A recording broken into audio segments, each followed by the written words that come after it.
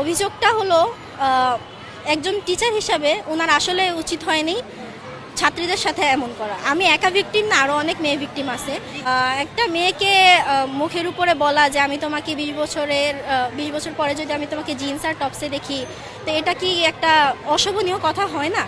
আমি স্বাভাবিকভাবে সামান্যতম পর্দা করে চলি। তো সেই ক্ষেত্রে উনি তো আমি যখন কলেজে পড়া শুরু করছি সে তো দেখছে আমাকে, যে না দেখেনি।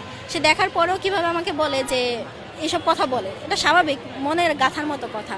আর তার প্রাক্তন শিক্ষার্থীরা কি করলো না করলো সেগুলো আমাকে বলার কি প্রয়োজন? আর বলে টলে তারপরে এটা বলার কি প্রয়োজন যে আমি সাদিয়ার কাছ থেকে এগুলো আশা করি? অরুণ কুমার সাহা স্যার, উনি আমাদের ফিজিক্স নেন, ফিজিক্স সেকেন্ড পেপার নেন। আমি আমার ক্লাসমেটের সাথে খেলছিলাম আমাদের অফ পিরিয়ডে, তখন আমি ওর পিছে দৌড়াচ্ছিলাম আমার ছেলে ক্লাসমেটের পিছে। এটা উনি ভিডিও করে আমাকে পরে একা করে বলে যে এই ভিডিও তোমার মায়ের কাছে দিয়ে দিই।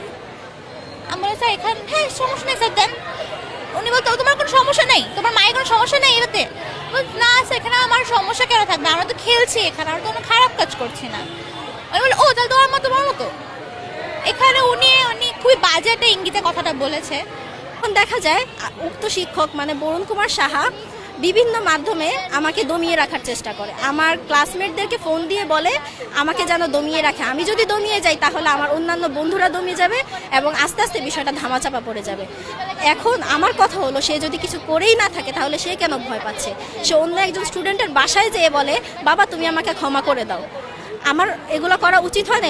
বৃদ্ধ বয়সে আমার পেটে লাথি মারো না কেন? সে যদি এগুলো নাই করতো সে কেন ভয় পেত? আর সে কেন একটা স্টুডেন্টের বাসায় যেয়ে তার হাতে পায়ে ধরবে? আমি চাই ওনার দৃষ্টান্তমূলক শাস্তি হোক এবং এই প্রতিষ্ঠান থেকে তাকে বহিষ্কার করা হোক। আরেকদিন ক্লাসের মধ্যে আমি ম্যাথ করছিলাম, তো আমি এর আগে একটু মনোযোগ দিয়ে করার কারণে আমি ওনার আগের কথাগুলো বুঝতে পারিনি। হঠাৎ করে উনি আমাকে এসে জিজ্ঞেস করে ও তোমার তো মনে হয় এমন কেউ আছে যার কারণে তুমি রাতে ঘুমাতে পারো না। আমি বললাম আমার বাসায় বিড়াল আছে। আমি ভাবলাম যে প্রথমে এটা বললে আমার তো বিড়ালের কথাই আসবে। আমি বললাম জি স্যার আছে, ও কামড় টামড় দেয় মাঝে মাঝে, আমি অসুস্থ থাকি এই জন্য আসতে পারি না। কারণ এর আগে আমি বেশি অ্যাবসেন্ট থাকার কারণে উনি আমাকে অনেক কথা শুনিয়েছে। তখন উনি আমাকে বলে যে ও তোরা কামড়াকামড়িও করিস। এটার পরে আমি না বুঝতে পারিনি। প্রথমে আমার ক্লাসমেটরা হাসছিল, কিন্তু উনি এসব কথা বলার পর তারা চুপ হয়ে যায়। এরপরে উনি চলে যাওয়ার পর আমাকে বলে যে তানাস তোকে তো উনি ইঙ্গিতমূলক কথা বলে তোকে তোর বিড়ালকে প্রেমিক বানিয়ে দিয়েছে। আমি বলি এখানে আমার বিড়ালকে প্রেমিক বানানোর কি আছে? এরপর আমাকে বললো যে ক্লাসের মধ্যে কোনো ছেলে মেয়ে একসাথে কথা বললে, একটু কোনো কাজে হেল্প করলে ওইটাকে উনি প্রেমের সম্পর্কে টেনে নিয়ে যায়।